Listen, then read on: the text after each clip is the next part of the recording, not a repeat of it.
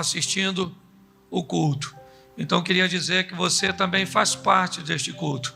O Deus que está aqui dentro é o mesmo que está aí fora, e com certeza Ele vai te abençoar.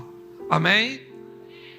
Isso, eu quero conversar hoje com vocês, e não repare muito o meu tom de voz, eu vou estar um pouco mais moderado para falar, então não repare não, mas a voz está bem cansadinha.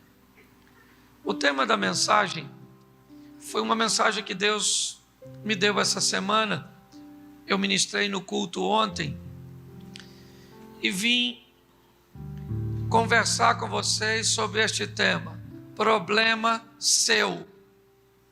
Quem já não ouviu isso ao relatar um problema para alguém, ao relatar um desconforto para alguém? Alguém olhou para você e disse, problema seu.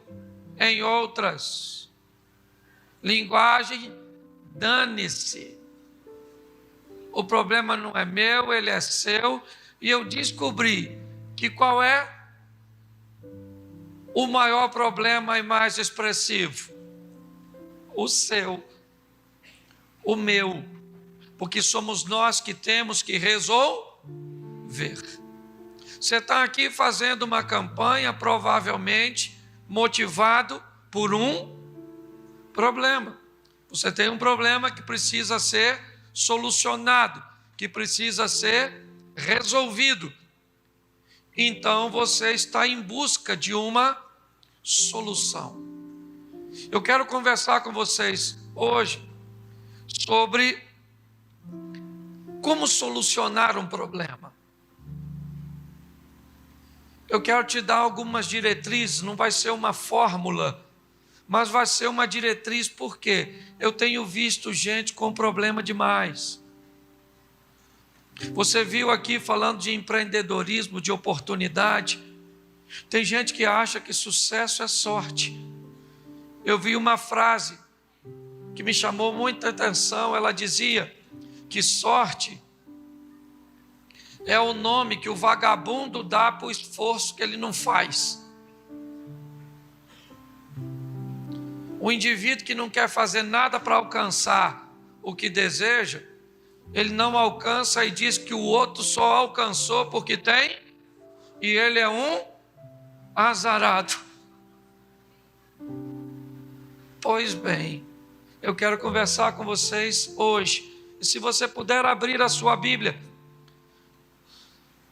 2 Crônicas, capítulo 29.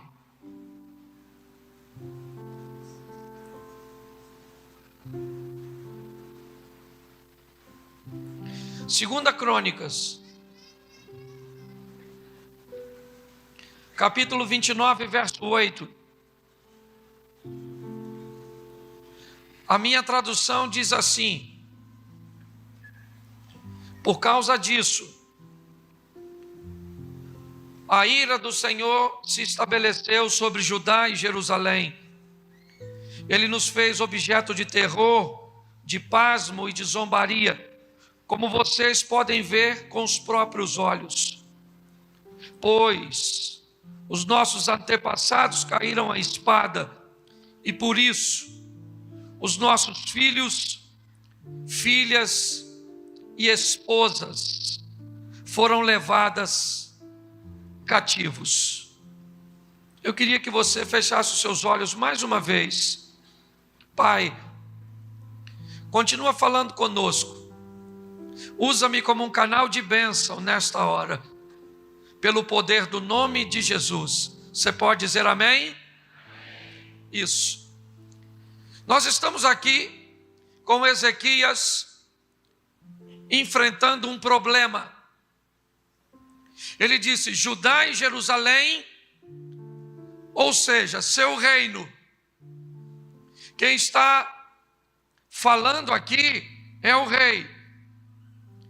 O rei está dizendo sobre um reino que está em suas mãos.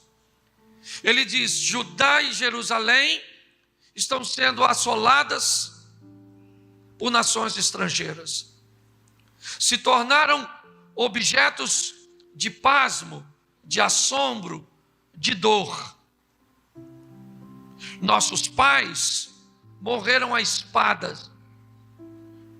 Nossos filhos, filhas e esposas são levadas em cativeiro. Ezequias define aqui um problema que ele tem. Ele expõe aqui o que é que está acontecendo. Ele tem um problema para resolver. Se ele é maior ou menor que o seu, isso não vem ao caso. Porque problema não interessa se é maior ou é menor.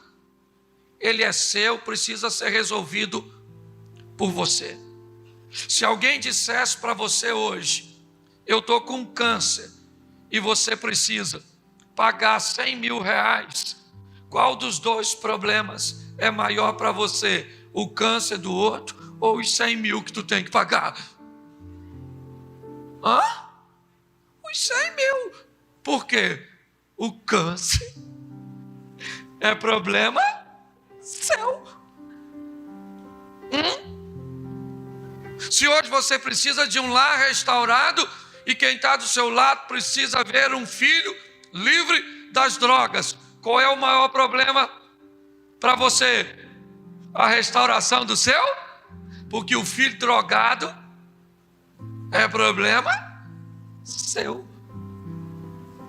O maior problema é sempre o nosso, porque somos nós que vamos ter que equacionar. Então deixa entendermos o que é problema, porque já que aqui cada um tem o seu, o que é um problema? Problema é tudo aquilo que te traz desconforto, dano, prejuízo, dor, humilhação. Tudo aquilo que te traz algum nível de prejuízo, de humilhação, de dor, isso é considerado um problema. Tira seu sono, tira o seu apetite, tira a sua paz. Ele está te trazendo dano. Isso é problema. Não interessa se ele é dinheiro, se ele está na sua família, se ele está no seu corpo físico, se ele está na sua mente, no seu espírito. Não interessa.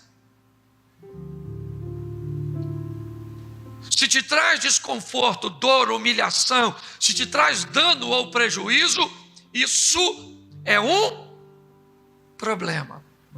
Levando isso para a família, nós temos um agravante. O problema de um nem sempre é notório para todas as partes envolvidas. É muito comum, às vezes, uma mulher pedir ajuda e dizer: pastor, eu queria que o senhor me ajudasse no meu casamento, ele está ruim. E eu digo para ela: traga seu marido. E ela traz o marido, e ele me diz assim: pastor, está tudo legal, não tem problema? Aí ela olha e diz: tem sim. E ele diz: não tem, pastor, essa mulher é doida. Por que que ele diz que não tem? Porque para ele talvez não tenha dano, prejuízo, dor, humilhação, desconforto. Isso é algo que apenas uma das partes está, mas não é porque você não sente que não há problema. Escute só, quando o problema está fora da sua família, você pode dizer problema, mas quando o problema está na sua família, o problema é nosso. Pastor, mas quando não tem problema nenhum, é o homem que vê fantasma. Pois é, quando não tem problema nenhum e ainda assim alguém sente que tem um problema, você tem um problema. Mas ele não existe. Pois é, mas tem alguém dessa família que pensa que existe. E se alguém pensa que existe, automaticamente você já tem um emocional, de alguém que está com as emoções doidas. e precisa de um tratamento psicológico, psicoterapêutico, psiquiátrico. É ou não é? Então, se a sua mulher acha que você tem outra mulher e você não tem, ela pensa que tu tem. Então tu está ferrado como se tivesse. Entendeu como é que é complicado? Muitas famílias se destroem porque o problema nem sempre é visto por todos. Às vezes o problema, ele começa a afetar apenas uma parte dessa família. E se ele não for tratado, já já ele vai se expandir, ele vai ganhar terreno. Então nem sempre é visível para todos o que está acontecendo numa casa. Porque às vezes você dorme com facilidade, mas quem está do seu lado não consegue dormir uma noite sequer. E sabe o que é pior? Você nem sabe que sua mulher não dorme. Você nem sabe que seu filho não dorme trancado num quarto, ficando até na madrugada na internet. Muitas vezes, por você não sentir o efeito do problema, parece para você que ele é inexistente. Então, se alguém está dizendo que tem problema, se está aparecendo dano, prejuízo, dor ou humilhação, pare para dar uma olhada. Veja se o problema existe, ou veja se ele é imaginário, mas é problema do mesmo jeito, só psicológico. Segunda coisa que eu preciso falar com vocês, antes de entrar no quesito problema. Problema foi feito para ser resolvido. Se você tem, não brinca com ele, ou então ele vai destruir você. Só que preste atenção, o casal, por exemplo, quer resolver um problema. Eu tenho descoberto que tem uma coisa pior que o problema em si: a metodologia que a família usa para resolver. Ela é pior. Você quer ver? Você está pronto para sair. Você avisou a sua esposa que tem que sair às 4 da tarde. Pois é, 4 horas tu já está pronto. Homem, tu chega no quarto, ela ainda está em busca da calcinha que vai usar. O que você deveria dizer? Querida, está precisando de alguma coisa? Nós já estamos na hora. Posso te ajudar a procurar algo que de repente você não achou? Seria uma boa maneira de resolver o problema da mulher não estar pronta. Alguns maridos olham para a esposa e dizem assim: já está pronta?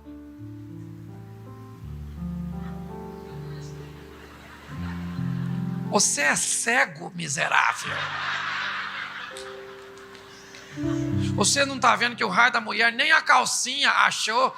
E você pergunta para uma mulher nesse nível emocional, que ainda está confuso, que sequer achou uma peça que ninguém vai ver.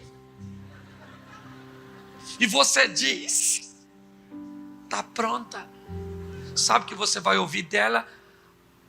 Não vou mais. Agora eu não vou. Vai sozinho. Aí o que você diz?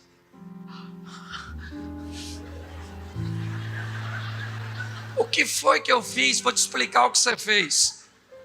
Imagine que a garrafa de álcool na sua casa furou. Você então, para não perder o álcool, botou numa garrafa de refrigerante velha e botou no canto. De repente alguma coisa pegou um fogo e alguém olhou aquela garrafa com água. Líquido branco numa garrafa velha de refrigerante é o quê? Claro! A pessoa está querendo apagar o... Vem aqui. Graças a Deus que essa água está aqui. Quando ele joga, o que causa? Uma explosão.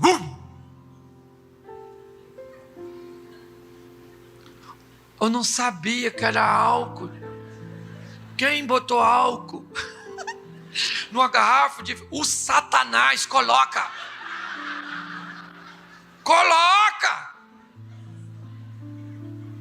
Ele só precisa de uma distração para colocar. E pior, você imagina a expressão emocional de alguém que achou que estava pegando, sai cheio de boa vontade para apagar e joga. Quando ele vê o resultado, ele fica...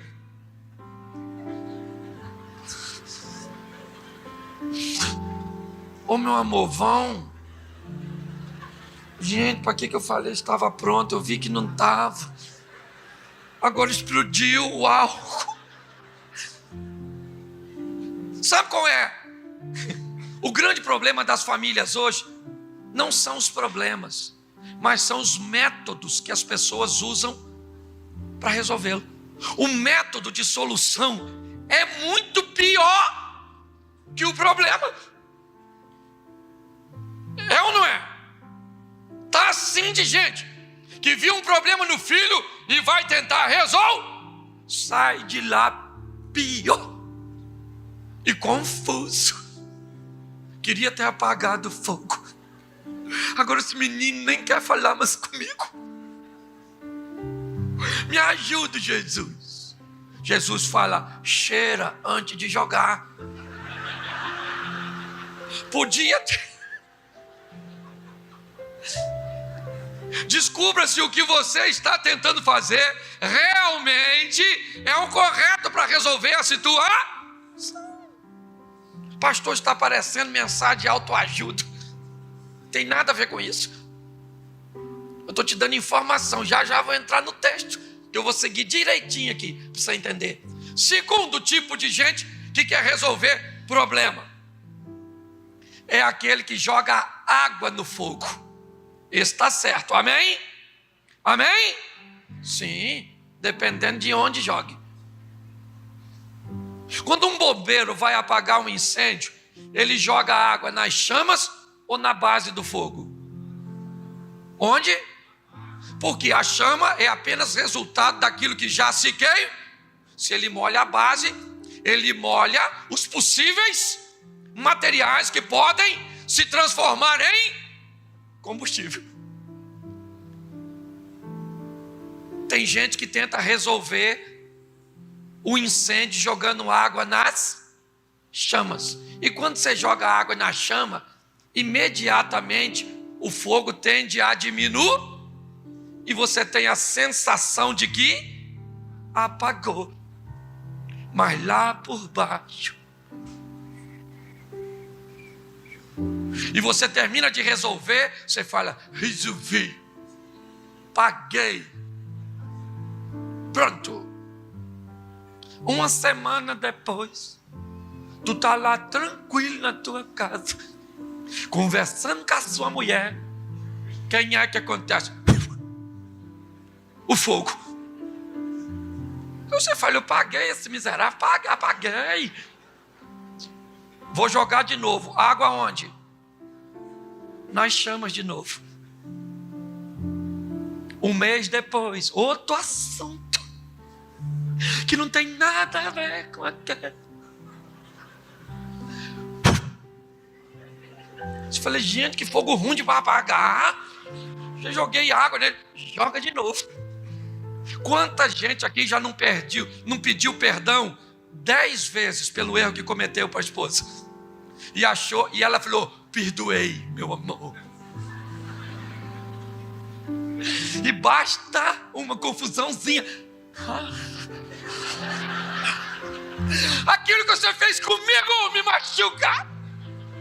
Querida, eu já paguei isso, apaguei. 5 vezes. Não apagou, porque ainda dói aqui dentro de minha arte. Assim, ó. É só eu olhar para você que...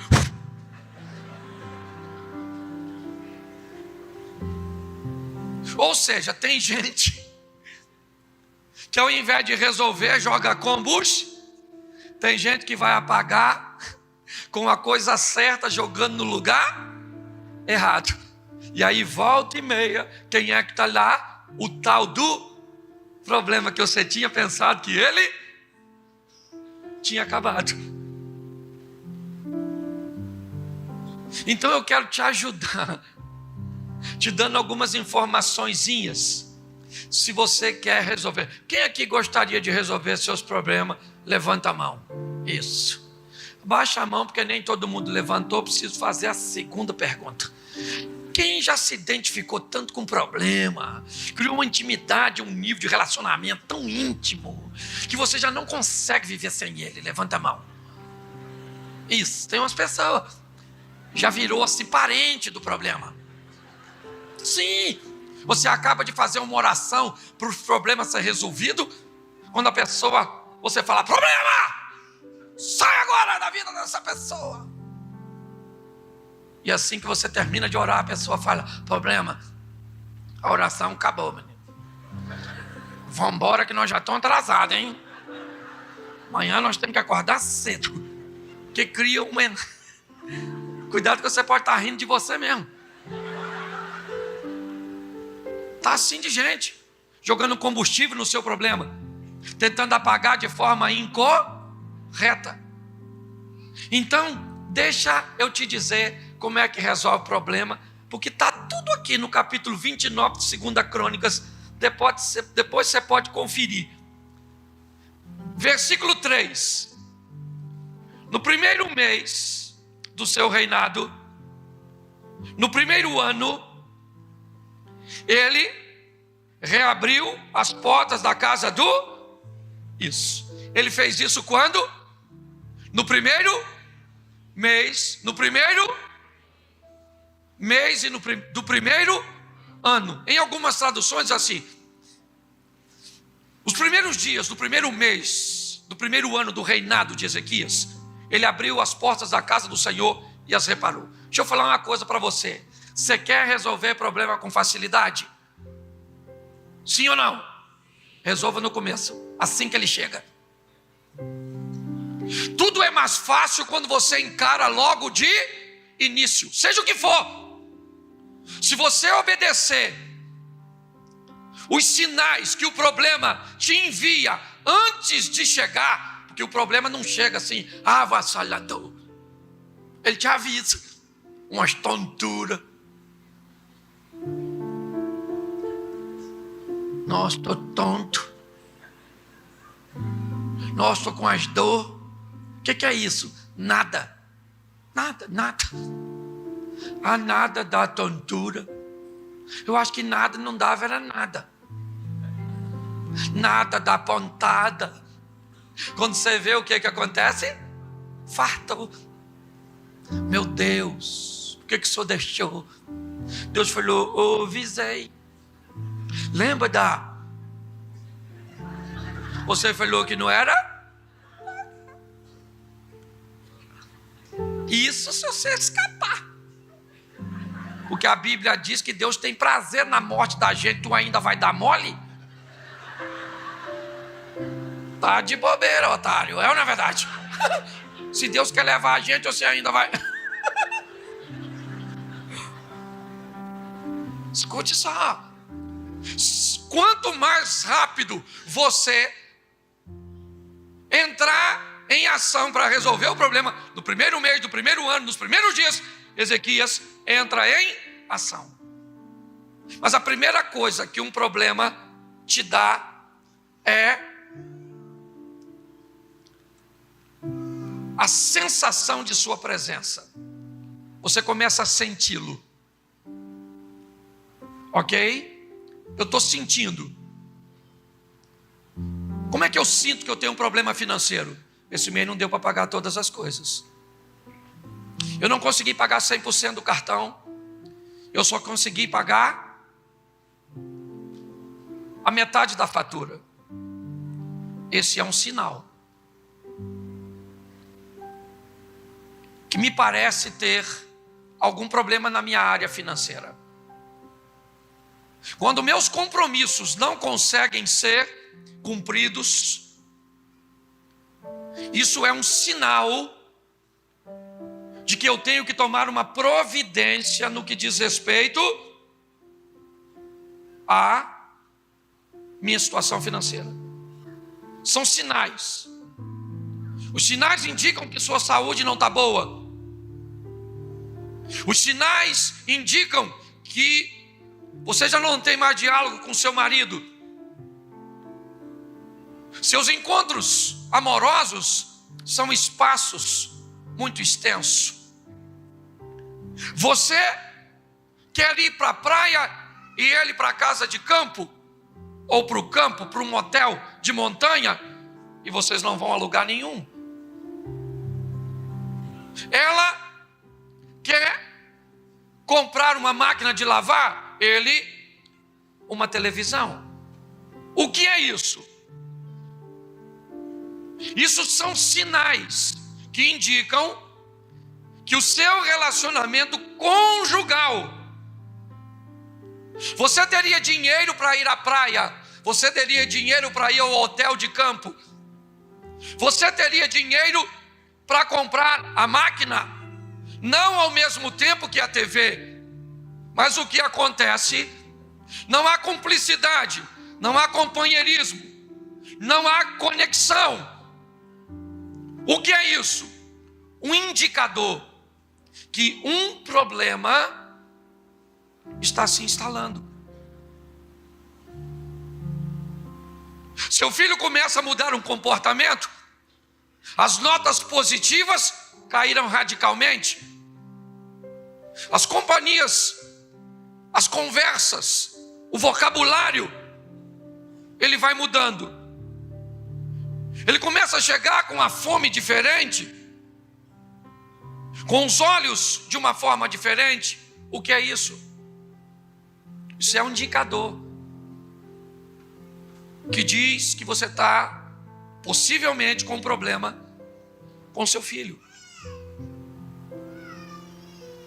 Observe bem. Você vai receber sinais de que um problema está chegando. Dificilmente ele vai chegar da noite para o dia. Eu ainda não encontrei uma mulher que levantou de manhã, depois de um belo casamento, e diz: eu quero o divórcio. Ele me procura e me diz: pastor, o meu casamento acabou hoje. A mulher dele me diz: pastor, o nosso casamento está acabando, já faz 5 anos. Sinais negligenciados. Pessoas que não querem ver o que está acontecendo, não quer fazer uma leitura, obtém uma defesa de ego que faz você pensar que é capaz de resolver o problema a hora que quiser. Você melhora o seu casamento a hora que quiser. A hora que você quiser, você tem uma conversa com seu filho e ele muda o comportamento. A hora que você quiser, você paga essa dívida. A hora que você quiser, você para de beber. A hora que você quiser, você para de fumar. A hora que você quiser, você para de cheirar. A hora que você quiser, você larga essa amante. A sensação de que você está no controle de algo que você não tem o controle, que é apenas te ludibriar e fazer com que o tempo passe. O tempo vai passar até sua amante ficar grávida. E aí não adianta você largá-la mais, porque ela faz um teste de paternidade no ratinho e coloca você publicamente no escândalo. Você quer negligenciar a sua dor? Prepare-se para lutar contra um câncer. Você quer negligenciar a sua situação financeira? Prepare para se deparar com a dívida impagável.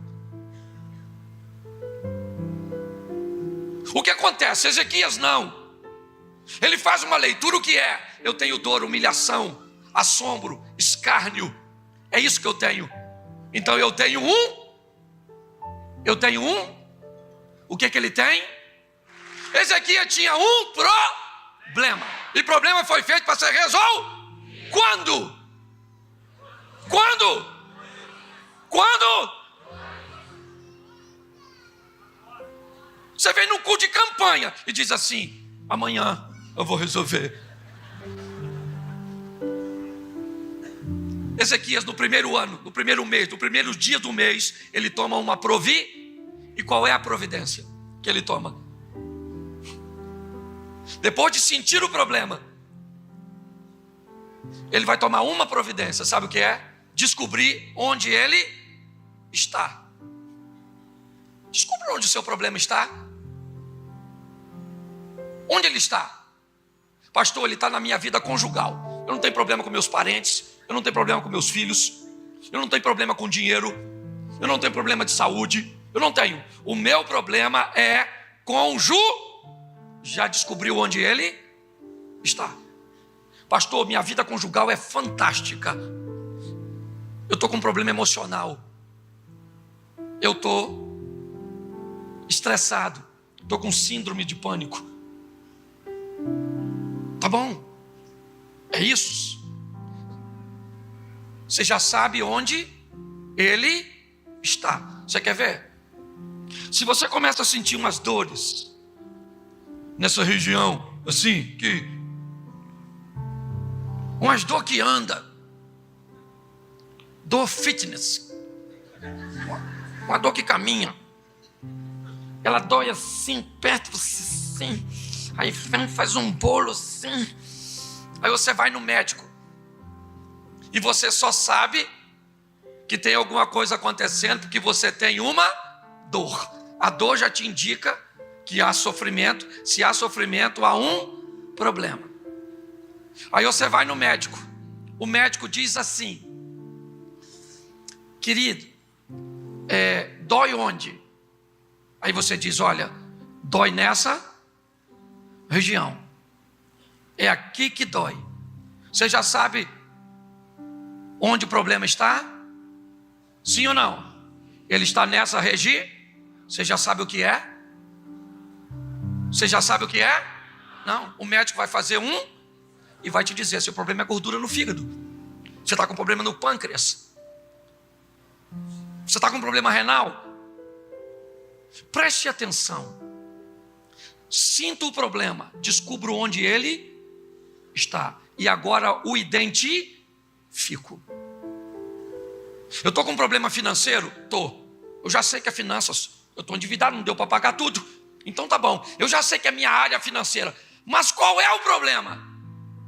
O problema é que eu gasto mais do que eu ganho. Quando você tem um problema financeiro, é a indicação que sua receita é menor do que suas despesas.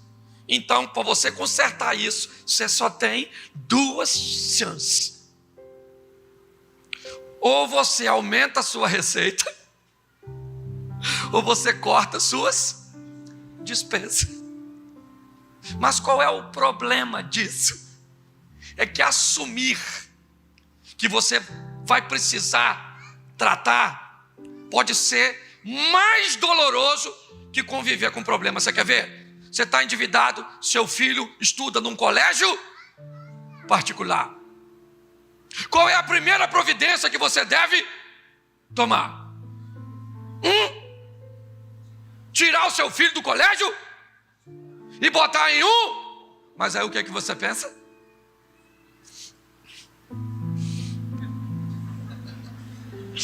Esse menino não vai se adaptar. Ele estuda com o Joãozinho.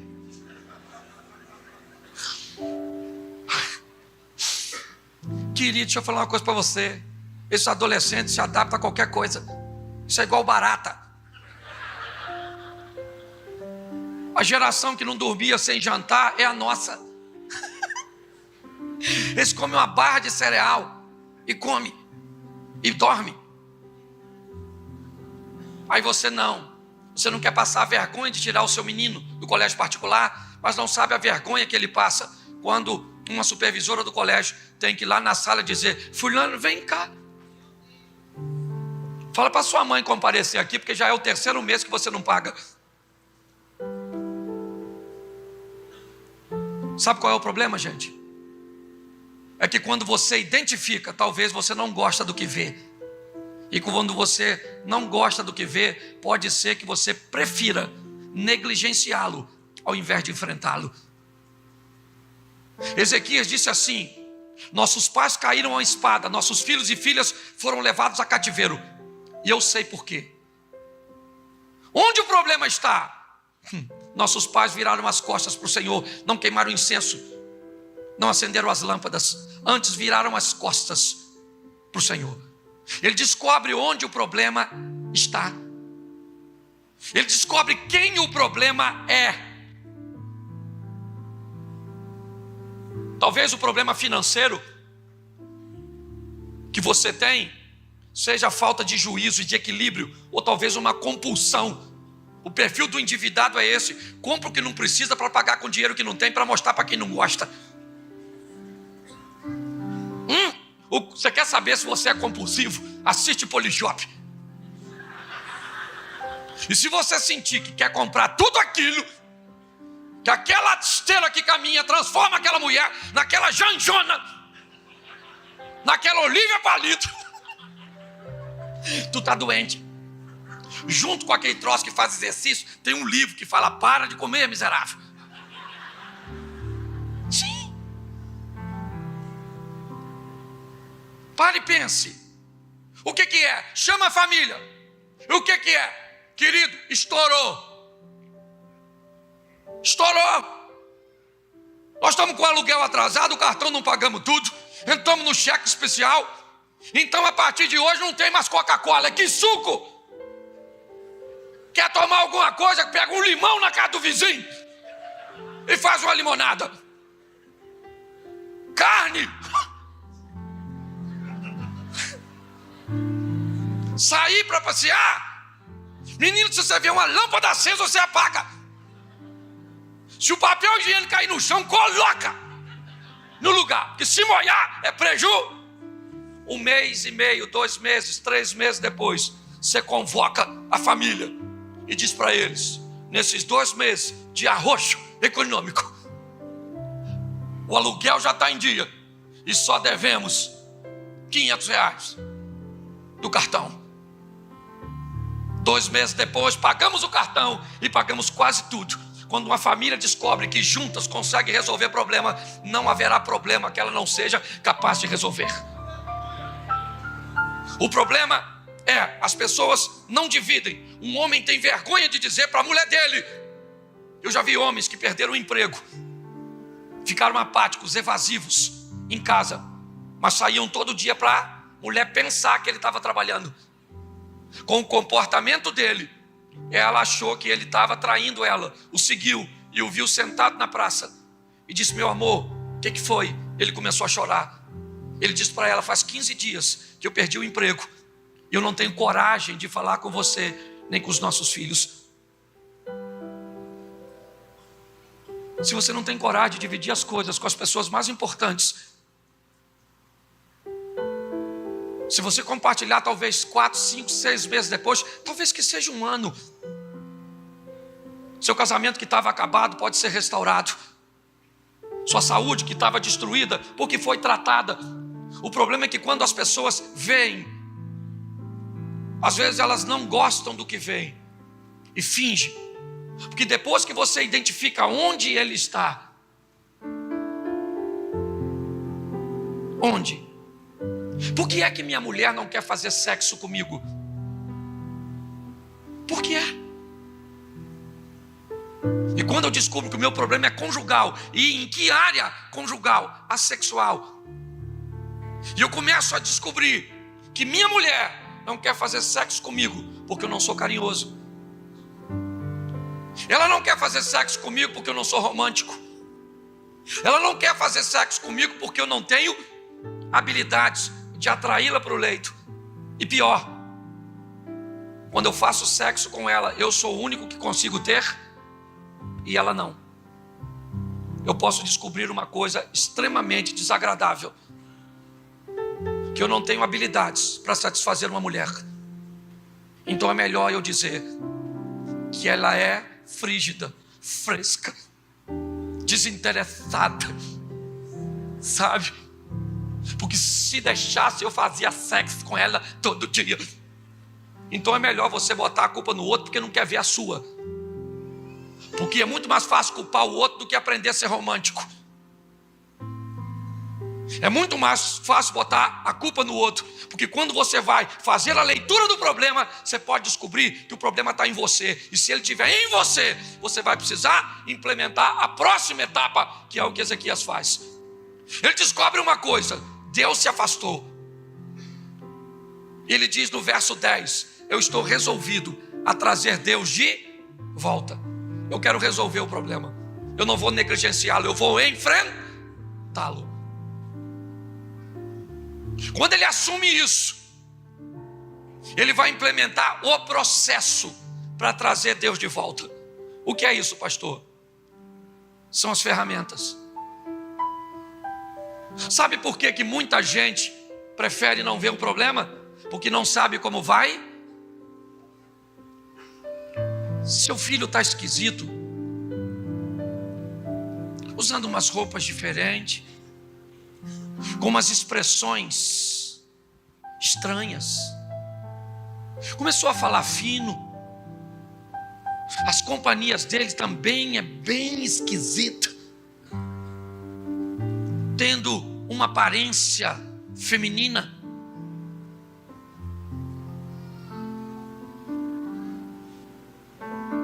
Eu tô vendo coisa, gente. Esse menino é macho. Macho.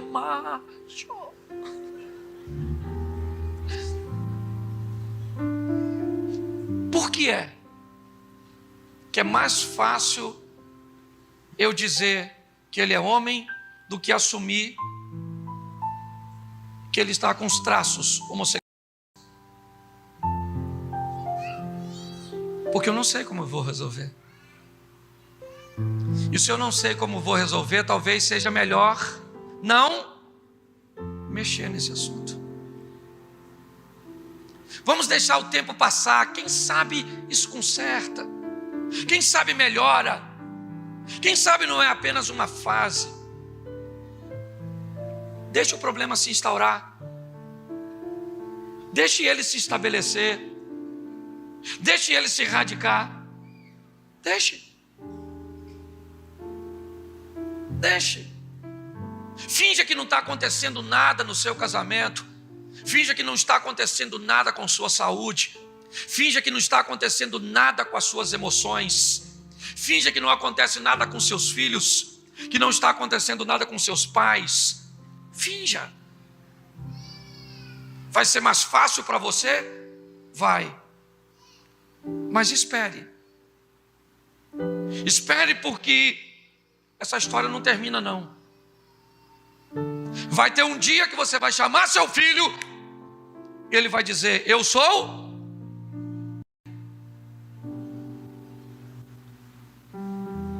Vai ter um dia que você vai falar: Senhor, me cura.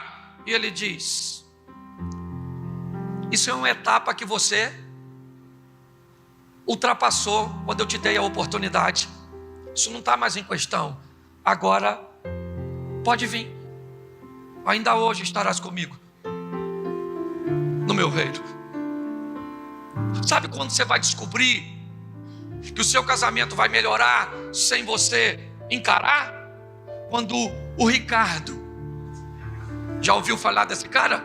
Ricardo. Quando esse cara carinhoso, prazeroso, atencioso, pegar a sua mulher, pastor, eu amo, pastor, eu não vivo sem ela, pastor, faz alguma coisa. Aí eu chamo a desnaturada. Por que, querido? Um homem bom desse, quando eu falei isso, nunca mais eu falo isso. Uma vez eu fiz a besteira. Sabe o que a mulher falou? Pega pro senhor. Eu falei: mas ele não é tão bom assim. Não. Pastor, eu não quero mais. Arrumei um outro homem que me satisfaz, que me realiza. Pensa ele escutando tudo isso. Eu fiquei olhando. E a primeira coisa que eu pensei, o problema é seu, maluco. E eu acho que eu estou vendo isso para mim aprender com o erro dos outros. Cheguei em casa, já fiz uma pesquisa de campo. Como é que está o índice de satisfação aqui?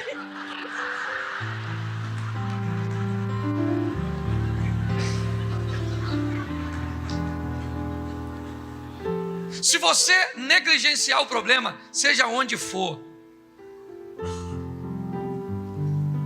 demore a extinguir essa companhia que não deve,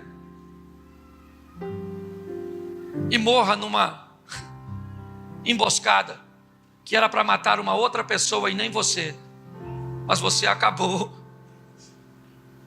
indo no rolo. Eu gosto da postura de Ezequias porque eu estou resolvido. Eu vou implementar. Qual era o sistema para trazer Deus de volta? Santificação. Santificai-vos agora, ó levitas, tirai do santuário toda a imundícia. Vamos abrir as portas que o nosso pai fechou ou fecharam. Vamos acender as lâmpadas que os nossos pais apagaram. Vamos queimar incenso, oferecer o holocausto, estabelecer o culto. Vamos celebrar a Páscoa. Vamos trazer ofertas. Vamos fazer tudo o oposto do que fizeram. Porque se fizermos diferente do que foi feito, receberemos efeito diferente.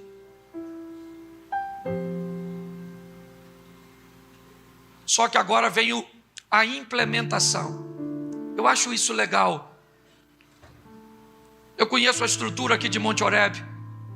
Eu vou falar uma coisa para você. Você está com problema de casamento? Você viu que teve aqui um anúncio de evento para casais? Sim? Erras por não conhecer as escrituras. Você conhece pouco a Bíblia? Você viu anunciando um estudo? A aula inicial da abertura do seminário? Sabe o que é mais engraçado? Deus coloca diante de nós os lugares onde podemos adquirir as ferramentas para solucionarmos as coisas cujas quais não temos conhecimento. E sabe o que fazemos com a oportunidade que Deus nos dá? A implementação do processo, porque é isso que Ezequias fez. Eu sinto o problema, e se eu sinto, automaticamente eu já começo a resolvê-lo. Depois de sentir e começar a solução, qual é o primeiro processo nesse sistema? Descobrir onde ele está. Já sei onde ele está, mas ainda não sei o que é. Localizo o que é. Depois que eu localizei o que é, isso pode me dar duas opções: enfrento ou negligencio. Resolvi negligenciar, então faça a vista grossa e você vai ver onde é que você vai parar. Qual é o problema das pessoas que deixam muito tempo para tomar a iniciativa de resolver?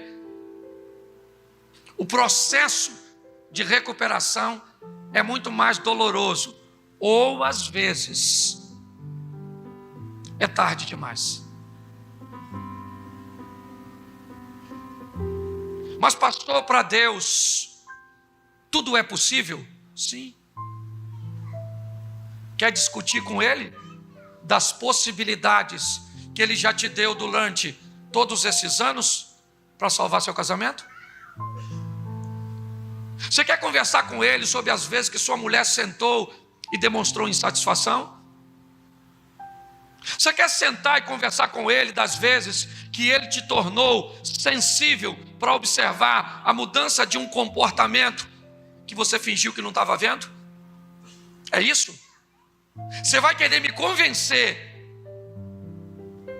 que na sua caminhada Deus em nenhum momento procurou uma maneira de te alertar, de te ferramentar, de te oferecer recursos para você resolver? Me perdoe, mas eu conheço o Deus que sirvo e sei que Ele não faz isso. Ele é bom. Mas quando a sua mulher reclamou, você achou que ela via fantasmas.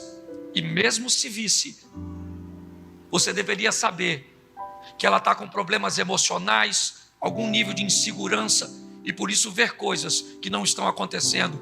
E você precisa fazer com que sua autoimagem, sua autoestima, sua segurança retorne. Mas você não quis. É isso.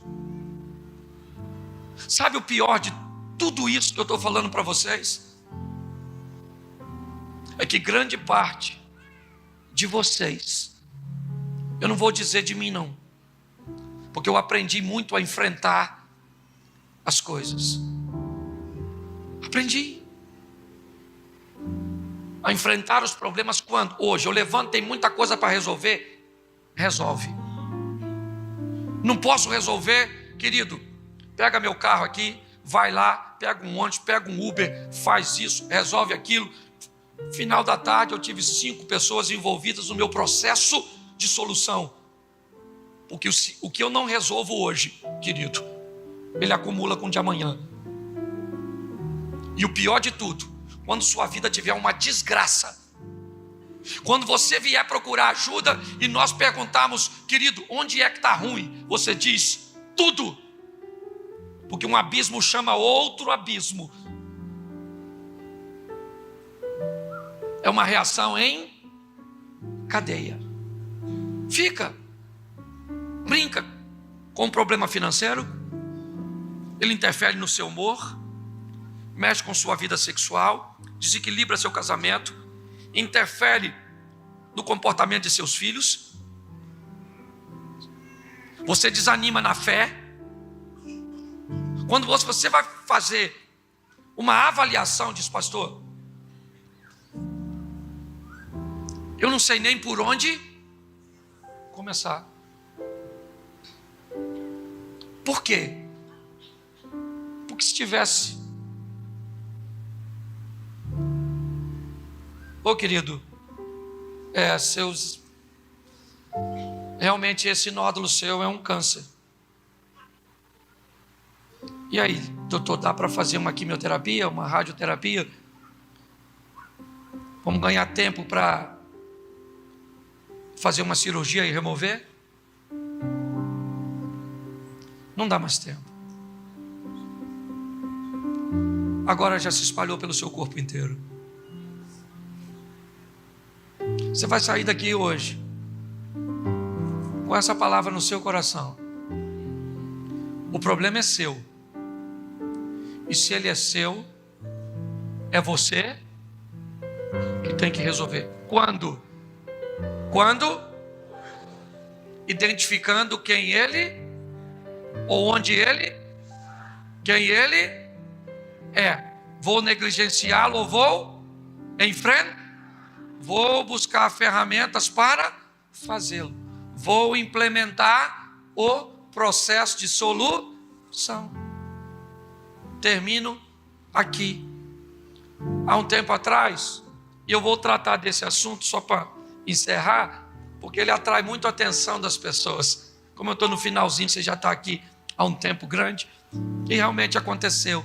Comecei a notar que os espaços dos encontros amorosos entre eu e minha esposa estava muito longo. Falei, querida, vamos lá. Ela falava, hoje não, amanhã nós vamos. Amanhã eu falava, e aí, filho, hoje? Ela falou, hoje não, amanhã. A senhora sabe que a senhora faz isso. Vocês acham que eu falo se fosse um problema só meu? Não sou otário. E sabe o mais engraçado? É que a gente tem cara de pau, irmão. Ela fala que é amanhã e amanhã nós estamos lá. Aí ela fala, não é hoje não, é amanhã. Aí amanhã nós estamos lá. Uma hora vai, é isso aí. uma hora vai. E o menino sai todo dia com fome.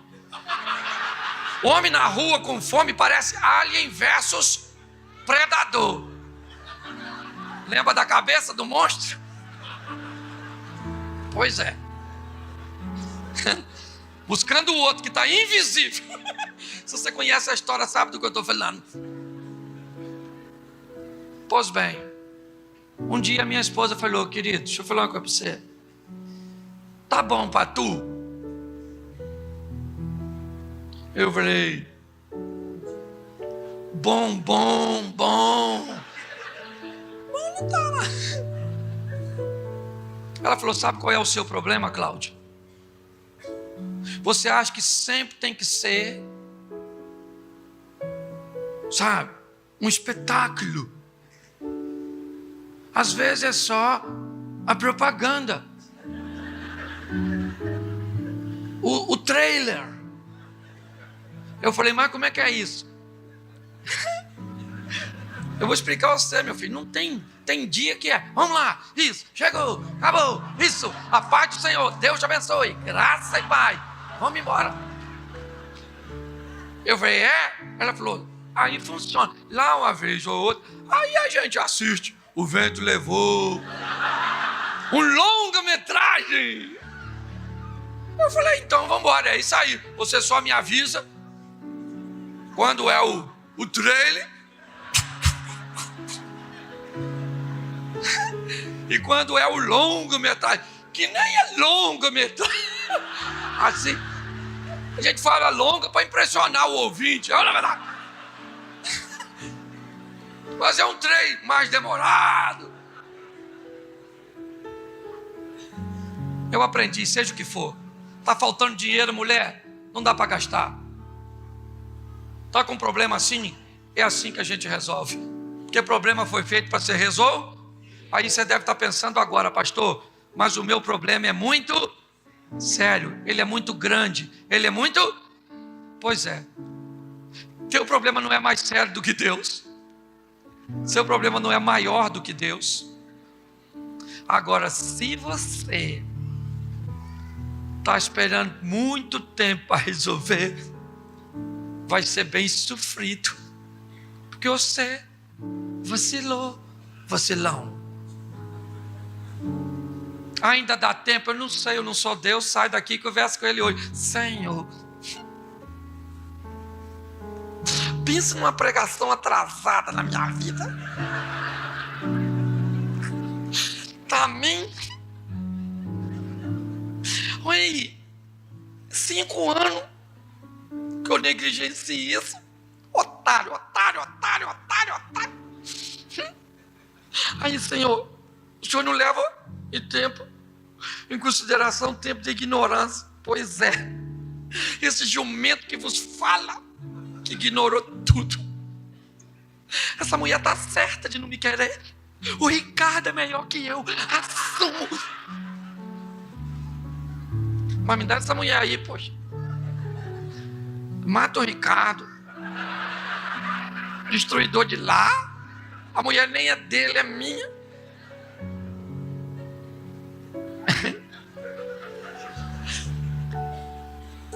Sua oração deveria ser: Senhor,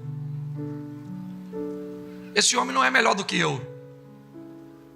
Ele pode ser até melhor do que eu sou hoje, mas eu posso ser muito melhor do que sou, porque o Senhor pode mudar a história da minha vida. Eu não aprendi a ser gentil, eu não aprendi a ser cortês, eu não aprendi a ser amigo, eu não aprendi a ser amante, mas eu aprendi agora a ser teu servo, e eu sei que o Senhor pode mudar a minha vida e reacender a chama da paixão. Que o Ricardo continue vivo para despertar outras pessoas. Mas com a minha mulher esse maluco não fica, não. Por que ao invés de dar uma sentença negativa para o outro, você não dá uma positiva para você?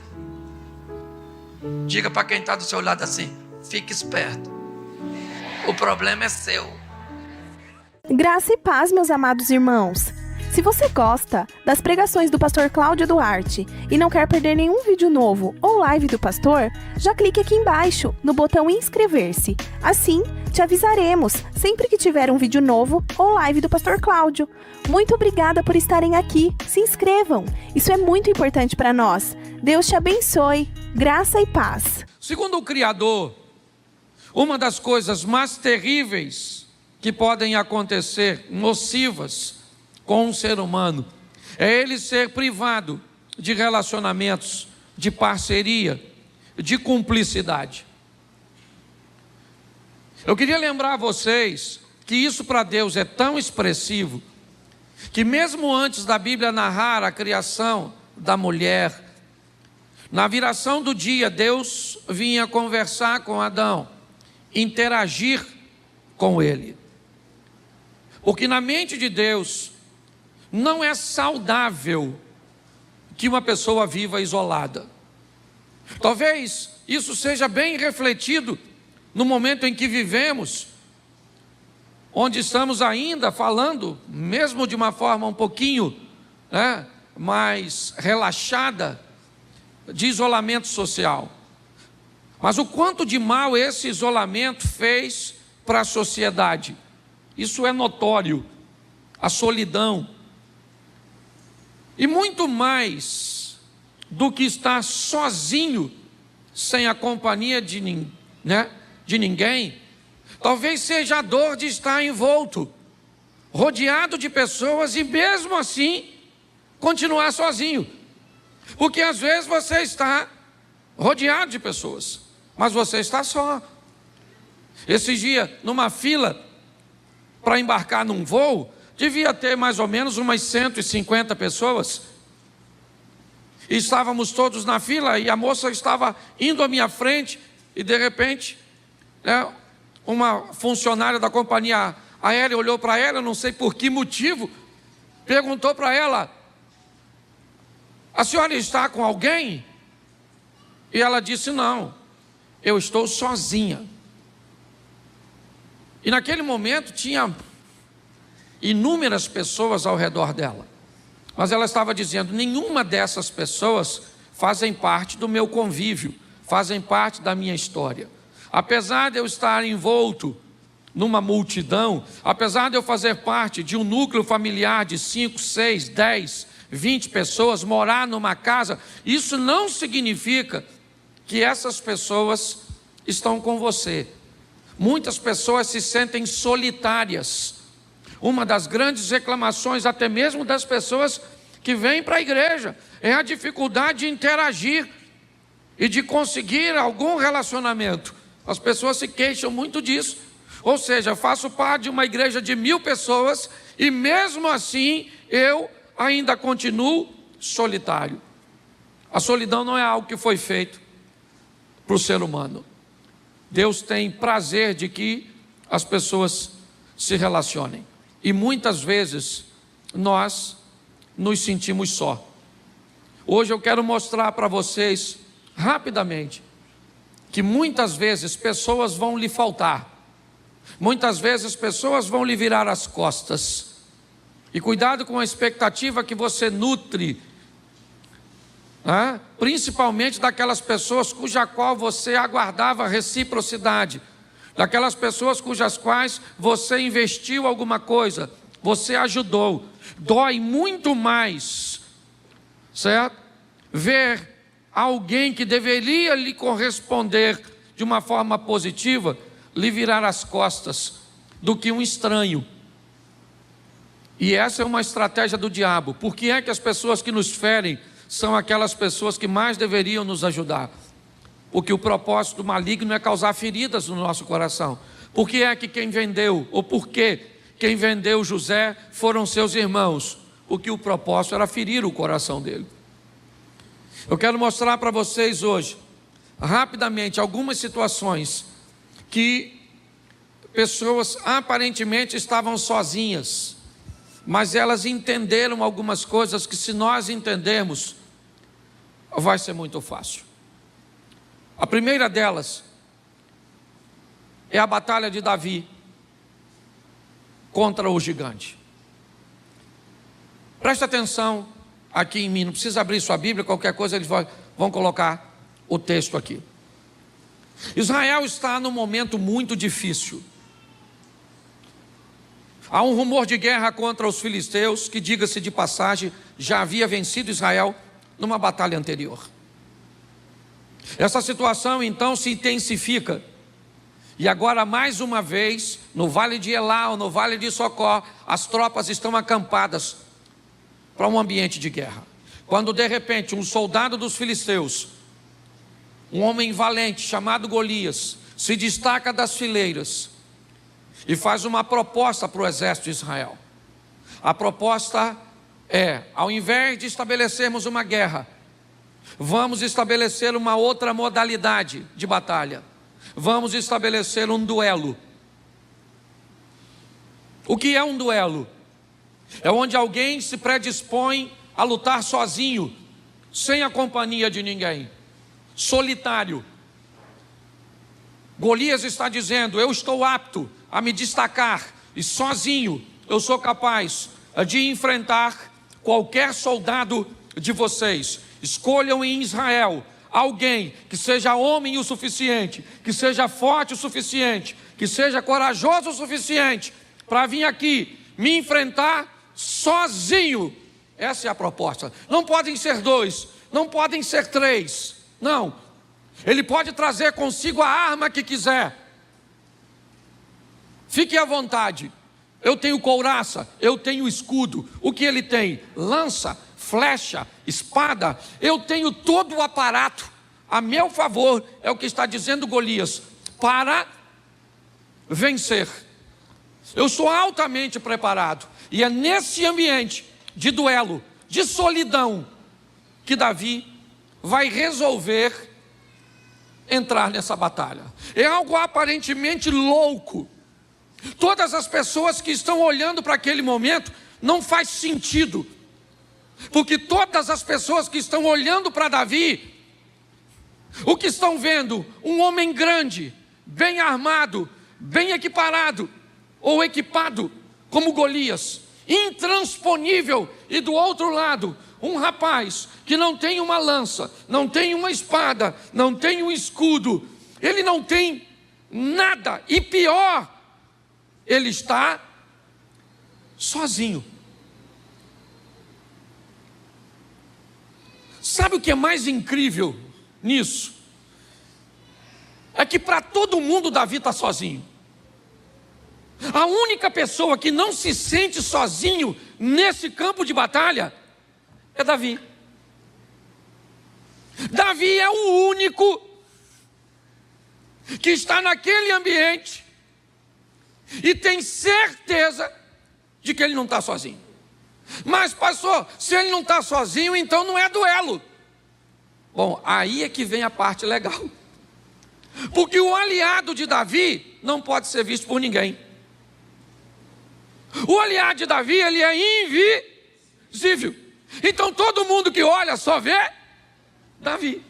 Golias não reclama. Aliás, ele até reclama, dizendo: você não tem vergonha de mandar um garoto? Põe para mim o texto na tela, por favor. Verso 45 do capítulo 17. 17, 1 Samuel, verso 45. Davi, porém, disse ao filisteu: você vem contra mim com espada, com lança e com dardos, mas eu vou contra você em nome do Senhor dos... Isso, o Senhor dos exércitos, o Deus dos exércitos de Israel, a quem você... Verso 46.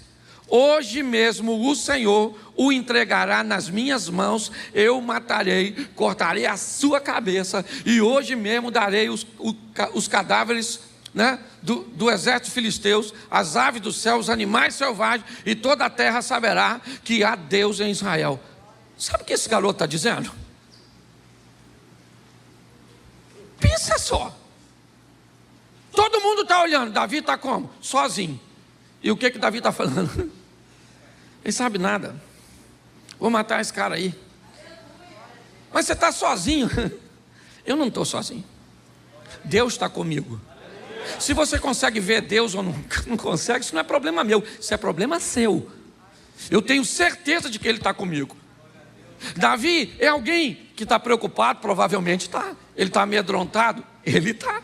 Mas ele sabe, é o que ele está dizendo. Ele falou: olha rapaz, você vem com espada, escudo, lança, você vem todo aparado. Eu vou contra você em nome do Senhor, e o Senhor dos exércitos, a quem eu sirvo hoje, vai botar você na minha mão. Como é que Deus vai botar Golias na mão do Davi, se Deus não está lá? O que Davi está dizendo, gente, é muito importante nós entendermos isso. Em muitas ocasiões da sua vida, o diabo vai fazer você se sentir sozinho. E não tem problema nenhum nisso. Dependendo da dificuldade, você olha para um lado e para o outro, você não vê nada. Mas uma coisa é ele tentar te seduzir, outra coisa é você acreditar no que ele está tentando te convencer.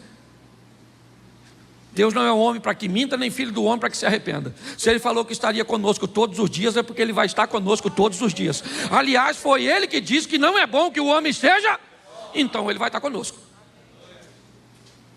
Eu gosto disso, daquele ambiente onde ninguém consegue ver o seu aliado, mas você sabe que ele está lá. Ele vai agir a teu favor, ele vai entrar com providência a seu respeito. Quem é que ganha essa batalha? O Davi ou o Golias? E por que ele ganha? Porque não está sozinho, gente. Ele está com Deus. Se tivesse sozinho, morria. Estou falando sério. Não morreu porque Deus está presente. A situação o desafia, certo?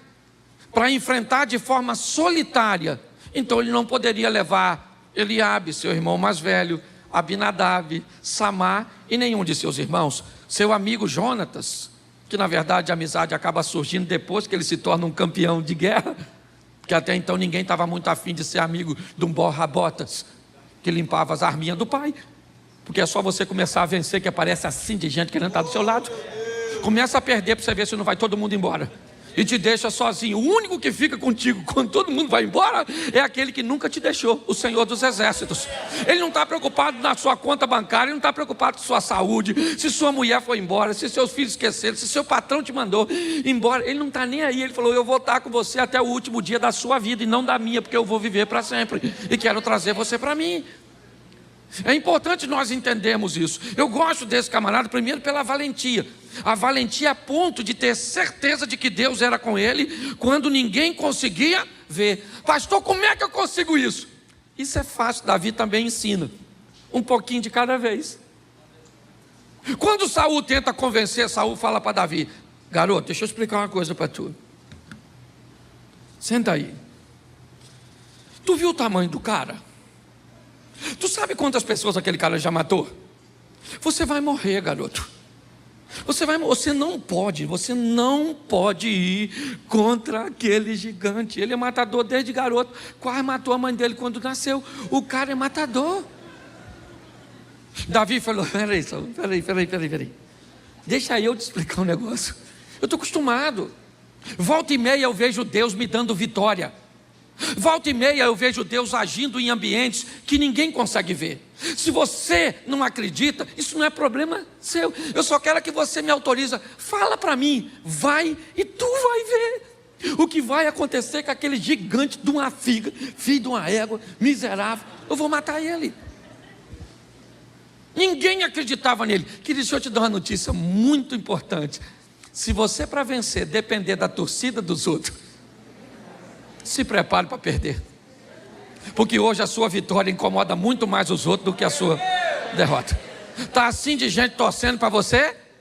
E cuidado, que a maioria dessas pessoas que torcem com força está perto de tu. Porque inveja não é coisa que você tem de quem está longe. Você tem inveja do salário do Neymar? Aí do teu irmão. Esse dia eu achei legal, o cara falou assim: eu sonho em ganhar 20 mil. Igual o meu irmão. Aí o cara falou: seu irmão ganha 20 mil? Ele falou: não, ele também sonha. É só um sonho. Você está rindo, mas é sério. Eu gosto da estrutura. Por quê? Porque ele consegue enxergar que não está. Eu não sei como é que você se sente em algumas fases da sua vida, mas a Bíblia diz que Deus vai estar presente. Posso ouvir um amém? Amém. Isso. Segundo texto, vou usar uns aqui para você ter facilidade de olhar depois, certo?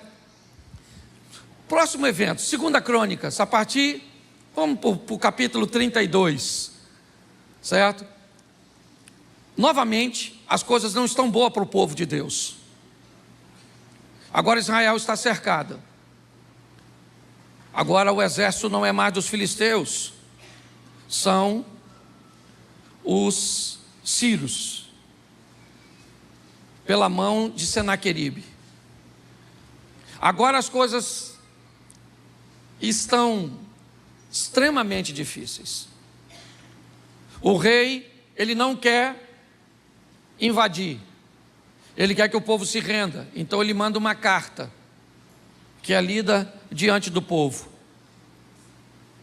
Ele está com um exército do lado de fora. Ezequias tem 25 anos de idade nessa ocasião, acabou de assumir o governo e fez algumas mudanças. Ele está praticamente sozinho. A idolatria havia sido introduzida no reinado e ele está tentando erradicar isso, voltando a estabelecer o culto. E nesse momento Senaqueribe se levanta. É muito importante nós entendermos isso. Algumas pessoas às vezes nos procuram e dizem assim: pastor, por que é que quando eu aceito Jesus parece que as coisas ficam piores? Isso é mentira. As coisas não ficam piores. O grande problema é que quando você aceita Jesus, Ele, quando chega, acende uma luz. E a luz que Ele acende mostra a sujeira que você não via enquanto estava nas trevas.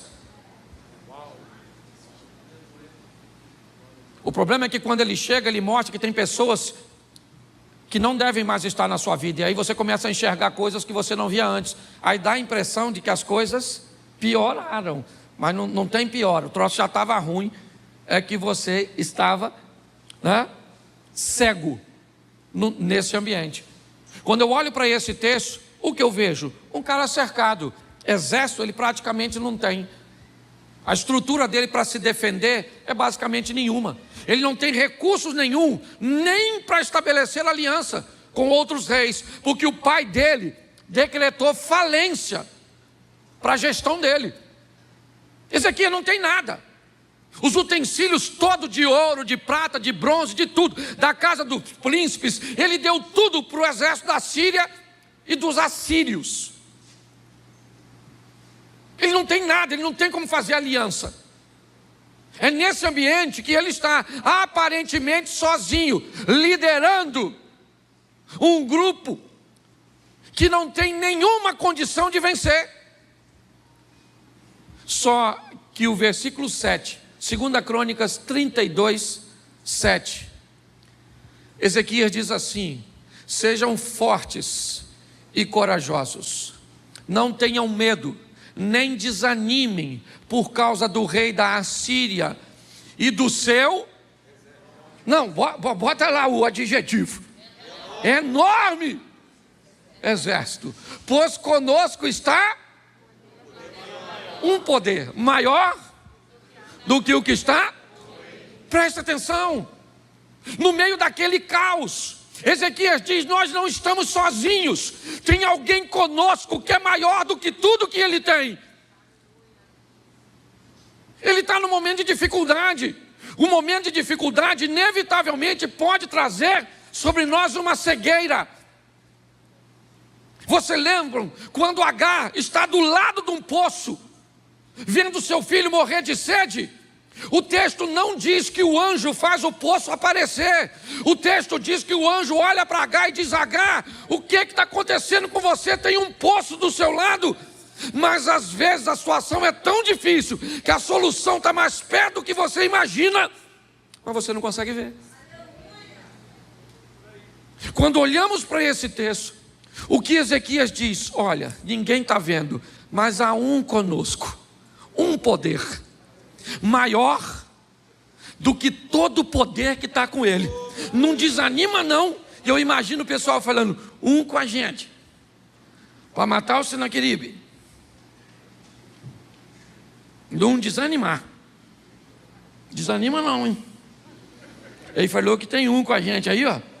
Pergunta a ele onde é que está esse um. Às vezes você vai procurar Deus e não vai ver.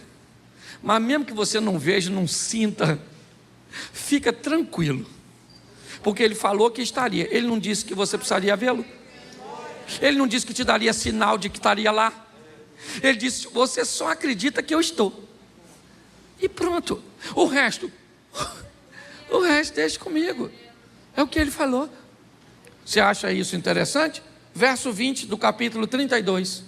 Põe no 20.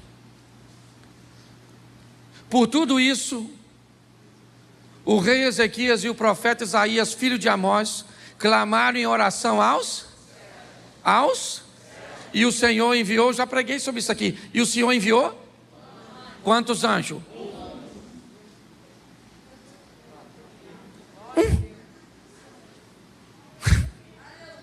Sabe contar?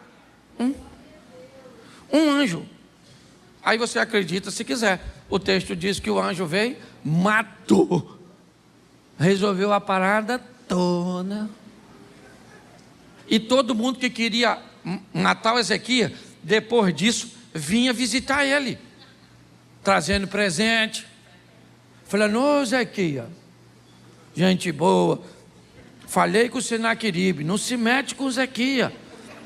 Ezequias não é, porque é o maior barato. Quem diz que você não ganharia, mas fica tão surpreso quando você vence. Quem diz que você ia falir, aparece lá na sua loja, no seu comércio, e diz, olha, eu tinha certeza de que você ia superar. Quem te viu lá no bico do urubu, lá no UTI, quando te encontra, diz, sabia que Deus ia fazer, sabia nada. Sabe como é que ele falava? Não passa de hoje, segundo informações. Infelizmente, querido, isso não é um privilégio só seu, não. O texto, ele é bem claro. Há pessoas que sabem que Deus está lá, e essas pessoas vivem o milagre. Foi assim com Davi, foi assim com Ezequias. Ele diz, com ele está o braço de carne, conosco está o Senhor. Deus está com a gente. É muito importante nós entendermos isso. Vamos dar mais uma olhadinha no terceiro? Outra situação, pensa, só problema difícil. Agora, um exército cercou a casa de um cara. Note que vai ficando pior. Primeiro duelo, homem a homem. Agora cercou uma cidade e agora cercou uma residência só. Lá em Dotã, na casa do Eliseu. O exército da Síria cercou tudinho, sem rota de fuga, nem invadir à noite, para não dar mais do cara fugir. Para prender quantos camaradas? Um só. Inimigo número 1 da Síria, o gordinho, carequinha, Eliseu. Acorda de manhã, o garoto abre a porta e se depara com aquele exército grandão. O menino começa a tremer, fica apavorado, até porque é menino. Problema é problema para todo mundo. A diferença é que menino se comporta de um jeito e homem se comporta de outro. Menina se comporta de um jeito e mulher de Deus se comporta de outro. Mas problema é problema para todo mundo. Se você acha que você é o único que tem, vai bater um papo. A casa está cercada, o garoto abre, vê aquela multidão e o menino fica apavorado, procurando um lugar para fugir. Não tem lugar para ir, certo? E nesse momento, segundo o livro dos Reis, capítulo 6, verso 16, diz assim. Segundo o livro dos Reis, 6, 16. O profeta respondeu. O que é que ele respondeu? Não tenha? Por que o menino está com medo? Porque ele está se sentindo sozinho. E tem um exército lá do lado de fora, querendo entrar. E pior, escute só, o exército quer pegar quem? O Eliseu. E quem é que está com o Eliseu? O menino. Não entendeu? Tem coisa que não é nem para pegar tu, mas tu tá junto, vai de bucha. Vale uma observação para você selecionar melhor. Deixa eu te dar uma dica, nunca tente ajudar quem Deus quer tratar. Você não é melhor que Deus. Quando alguém estiver sofrendo, pergunta: Senhor, mexe com isso? Ou deixa isso quieto? Você quer exemplo bíblico para eu elucidar isso? Fica fácil. A visita que Josafá faz a Acabe. Entra numa batalha que não é dele, quase morre o Josafá. Não morreu pela misericórdia. Porque o engraçadinho do Acabe, na hora de entrar na batalha, sabe o que o Acabe falou? Ó, Josafá, nós vamos na batalha, eu não vou vestir de rei não, tá? Eu vou vestir de soldado. E você vai vestir de rei, é mais seguro. Só que o exército inimigo deu uma ordem, não mata ninguém, a não ser o rei. Ele só tinha ido num jantar. Se lascou. Quando os caras viram o rei, saíram correndo atrás do Josafá. E o Acabe, está tranquilão.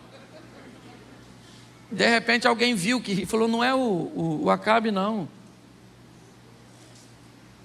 Se você, escute o que eu estou falando, já me lasquei com isso. Já aprendi, mas já levei uns prejuízozinhos. Bravo. Quando Deus estiver tratando alguém, pergunta antes de se meter.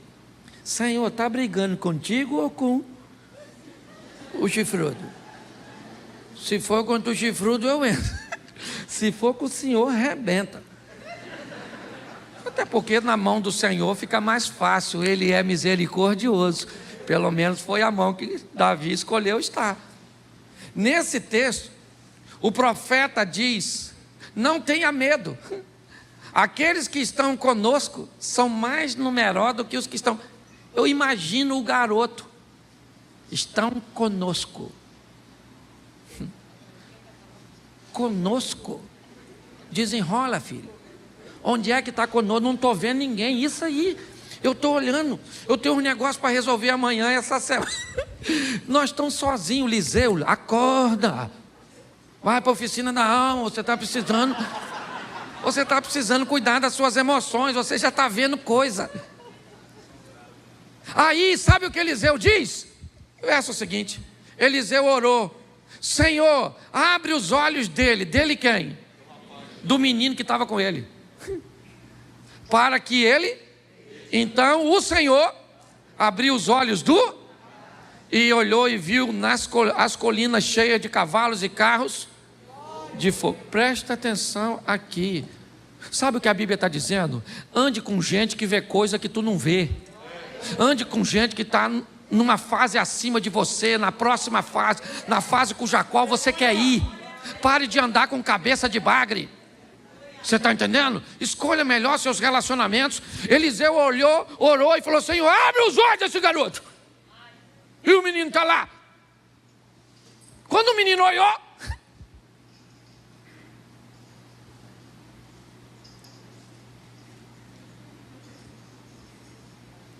estava aí já, Eliseu? Por isso que tu está tranquilo assim. Eu não estava vendo não. Eu imagino o garoto se destacando agora e falando, chega aí, irmão. Veio pegar o Liseu e eu. Né, Liseu? Fala pra... Encarar os cavalos de fogo aí, ó. O Vingador. Não está aparecendo Caverna do Dragão? Está aparecendo. Escute só, querido. A gente fala muito, mas na hora de viver o negócio fica difícil. Basta enfrentar um probleminha. Não, às vezes não precisa nem de um gigante para você ter medo. Só um anão que aparece. Morri.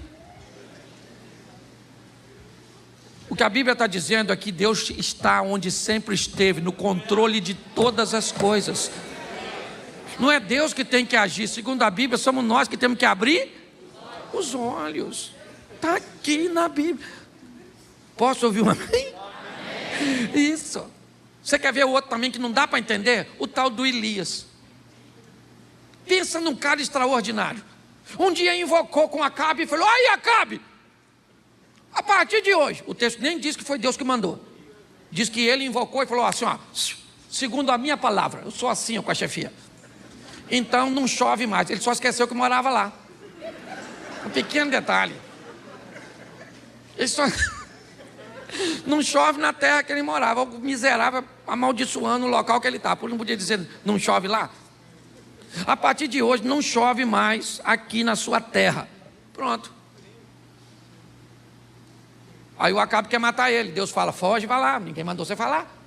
Foge para o Ribeiro de Querite. Já conversei com o corvo para dar comidinha para você e você toma água. A água secou. Aí o corvo estava trazendo comida, estava entalando. Deus falou, vai para Serepta, que pertence a Sidom, fora dos termos administrativos de Acabe, porque já conversei com a viúva para cuidar de tu. Lá vai o Elias para procurar a viúva. É solteiro, deve estar achando que vai arrumar até um relacionamento. Uma viúva maneira, de um desembargador, um funcionário público altamente do escalão. Chega lá uma mulher catando uns gravetos. Olha como é que Deus é engraçado. Aí sabe o que Deus faz? Agora você volta para conversar com Acabe. Aí encontra lá os profetas, faz fogo, fogo, fogo, lembra? Fogo, mata os bichos, tudo. Os soldadinhos lá com os caras. Aí vai para o Monte Carmelo. Aí chega lá, pede fogo, cai o fogo. Aí Acabe sai correndo para casa e fala com Jezabel. Jezabel, menino, deixa eu falar uma coisa contigo. Elias matou os profetas do seu pai tudo. Jezabel falou, o quê? Amanhã, essa hora, ele está morto. Alguém foi lá e falou para o Elias, Jezabel falou que vai te matar. Saiu correndo.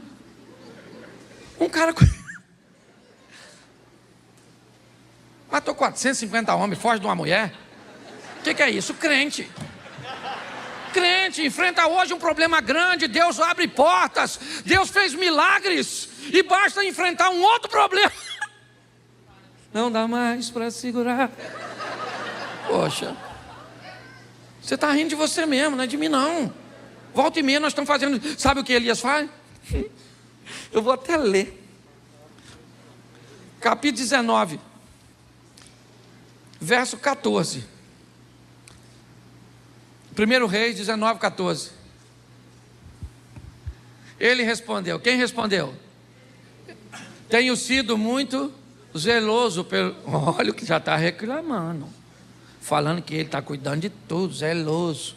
O Deus dos exércitos. Os israelitas rejeitaram a tua, quebraram os teus e mataram os teus profetas. O que ele falou?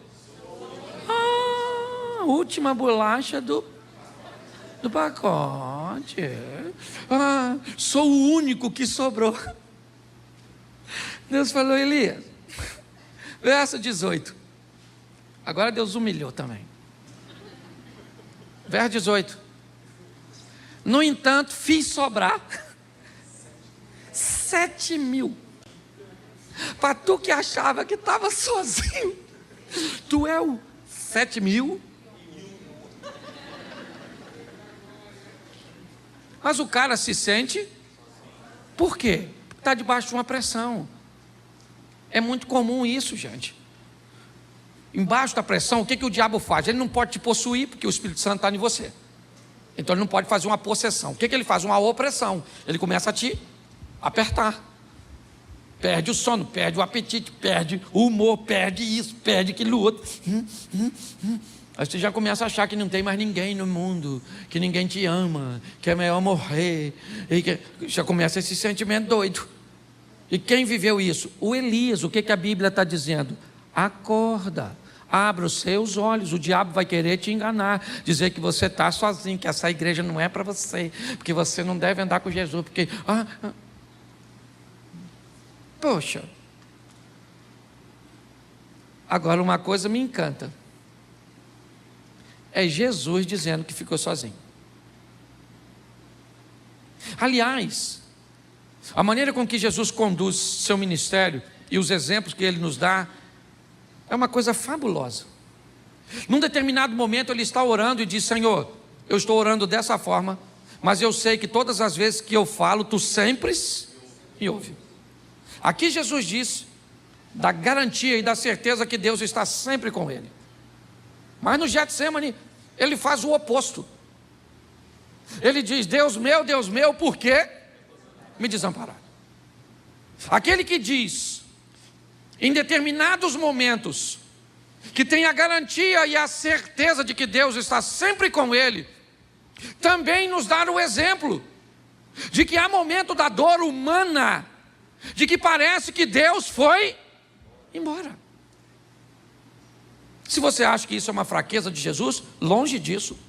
Aliás, exatamente pela tenacidade de sua força que ele não tem medo de mostrar a fragilidade do corpo e da vida que ele idealizou e que ele veio ocupar para nos livrar da morte eterna.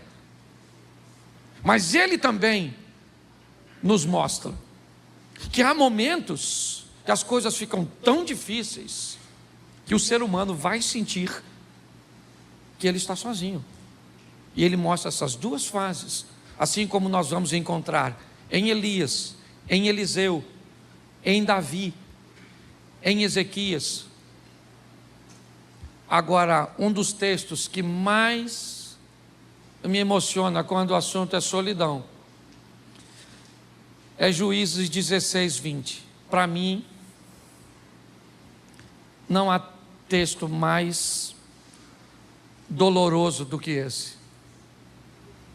Então ela chamou: Sansão, os filisteus estão atacando.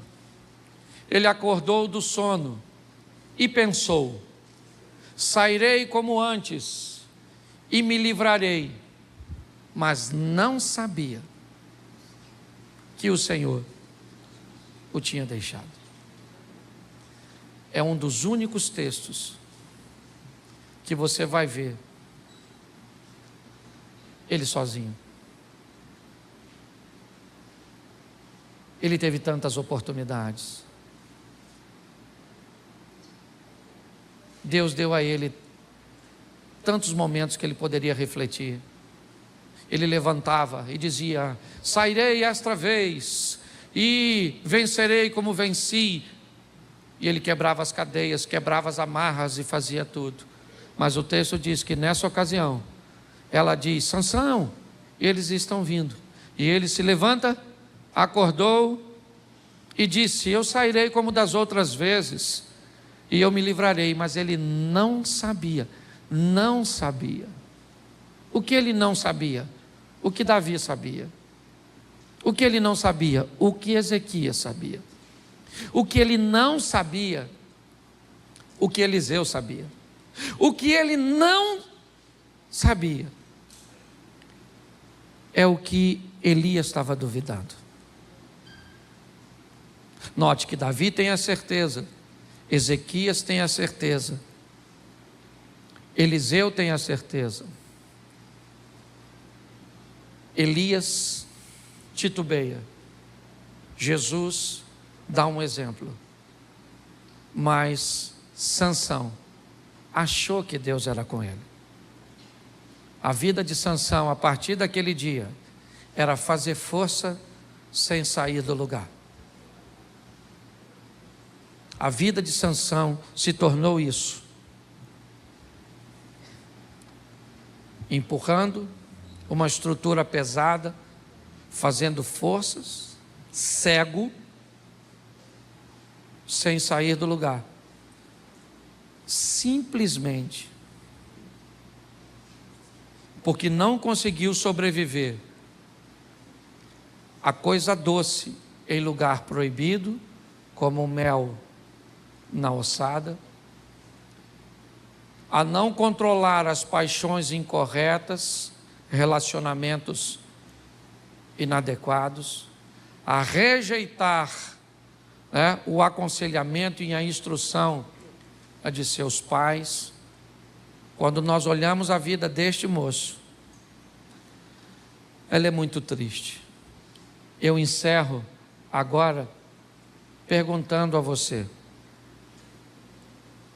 e você? O que fala de solidão?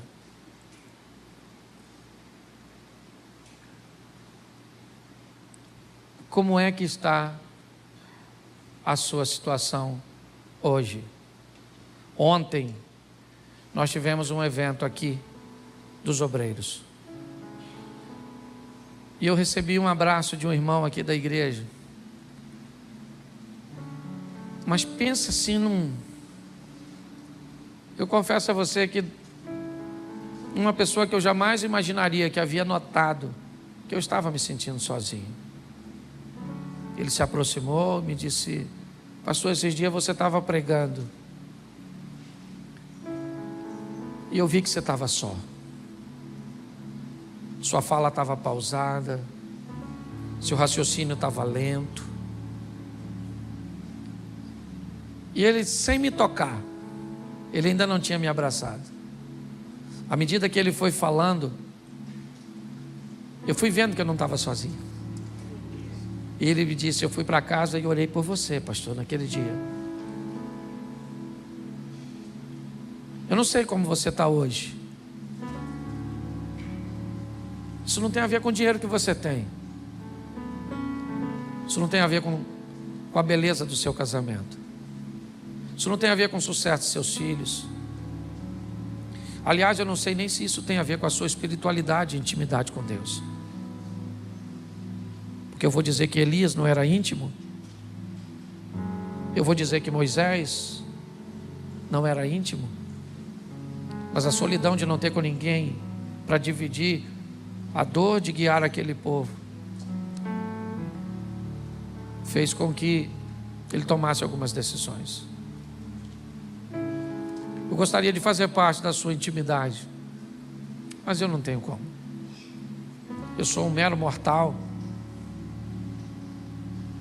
Eu não tenho nem como visitar todos os membros. Nós estamos lutando para estabelecer um processo onde todos sejam assistidos. Porque, pasme vocês, a maioria das pessoas que se queixam de alguma coisa, basicamente aqui na igreja, é de solidão. É de que gostaria de ser vista mais de perto, ser notada. Essa tem sido uma deficiência. Mas eu quero dizer a você, pessoas vão lhe faltar. Em muitos momentos você vai olhar, mesmo sendo bem casada, você vai se sentir solitária. Mesmo bem casado, você vai se sentir solitário. Mesmo com 4, 5 filhos amorosos, vai ter momentos. Mesmo com toda a estrutura. Mas hoje Deus me trouxe aqui para falar para você e para mim. Independente de como seja o seu momento, você nunca vai estar sozinho. Nunca. Mas pastor, Sansão estava. Não. Ele não estava só. Deus estava lá. Mas Deus já tinha dado oportunidade demais para ele continuar vivo. Ele cumpriu o seu propósito. Você conhece a história do Sansão? Você sabe, o texto chega a dizer que ele matou mais na morte do que na vida. E eu aprendo aqui que às vezes nós morremos antes da hora. Perdemos batalhas que poderíamos ganhar. Sentimos dor em situações que deveríamos estar alegres, simplesmente porque negligenciamos os sinais. Eu não sei o que Deus tem falado com você e como Ele tem te alertado, mas essa é uma decisão sua. Como pastor, e conheço um pouquinho a Bíblia, eu sei que eu não posso privar ninguém de dores. Jesus mesmo disse: enquanto você estiver nesse mundo, você vai ter aflição. Mas eu aprendi que colocar os princípios no lugar certo não te livra das dores, mas suaviza bastante. Você pode eliminar quase todos os problemas da sua vida se você colocar os princípios de Deus. Mas essa é uma escolha sua. É você que decide. Eu queria que você ficasse de pé nesse momento. O culto está acabando e eu não vou poder ir com você. O pastor Eliezer não vai poder ir com você. O Sidney, o Osias, ninguém no Ministério de Louvor vai poder ir com você. Mas tem alguém aqui que pode. Esse alguém é Deus. E mesmo que você não veja, Ele vai te acompanhar.